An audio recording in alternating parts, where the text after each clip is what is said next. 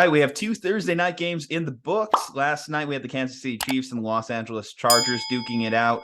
Clyde Edwards-Helaire, through 2 games, has looked like a competent fantasy running back, one that has exceeded what he was getting drafted as. However, one interesting tidbit here is Jerick McKinnon actually outsnapped him last night. They both ran the same amount of routes, which brings the question, Drew, is Clyde Edwards-Helaire a sell high candidate after week 2? It's just the oddity of Jerick McKinnon getting the higher snap count over Helaire, although Helaire has put up solid performances the last couple of weeks. I mean, 2 touchdowns week 1, put up almost 100 yards on 8 carries, averaging 9.3 yards per carry last night. Jerick McKinnon also did get a touchdown reception as well.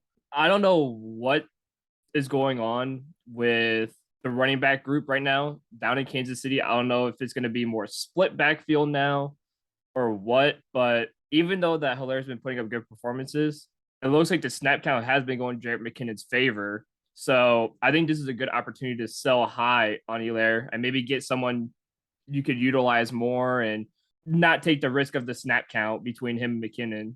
So I guess the second part of that question is Jerick McKinnon a must-add in fantasy this week?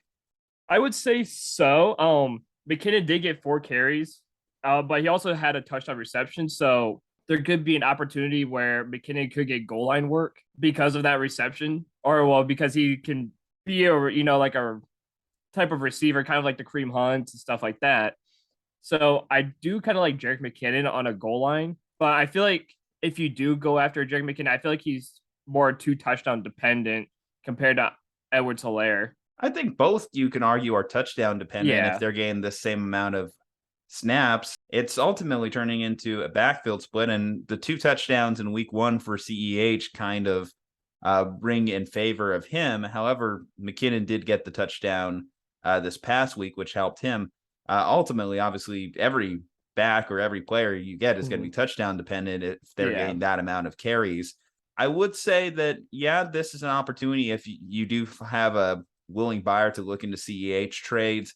McKinnon, I think if you're in a 14 or 16 team league, is definitely a must add, because we did see him towards the end of last year for the Chiefs also get a little bit more work. So they're willing to work McKinnon into this offense.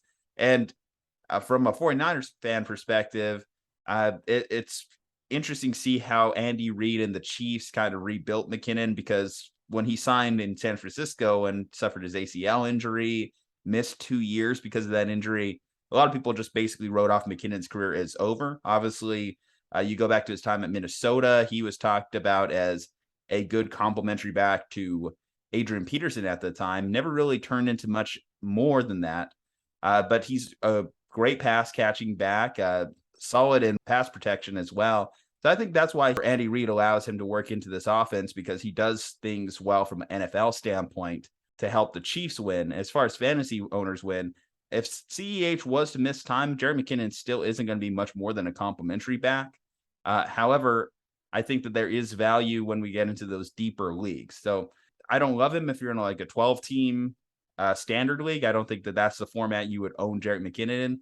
But when we get into the 14 and 16 and where depth is starting to get thin, I think anyone who's gained half of the running back touches needs to be added onto someone's roster at the very minimum. And if you're talking about fab percentage, how much fab would you use on a player like McKinnon? Not much, not really anything at all. I would say a guy like McKinnon would probably be like one of those guys that you drop 5% or less of fab in just to add him on your roster. Not a high priority ad, but one that I would consider just because, again, he's gained some work. He's gained some time out there in Kansas City. Anyway, guys, what do you think? Is this your CEH sell window? Are you ready to let go of Clyde Edwards-Helaire after a couple solid weeks for him? Are you investing in Jerick McKinnon? Let us know below in the comments. Leave a like on this video. Follow us on social media at Juju Talk Sports, at Real Andrew Hagenbaugh. Follow us on Twitter at SlumpBusterPod. Subscribe to the channel. Stay safe, happy, and healthy. And we'll see you on the next one.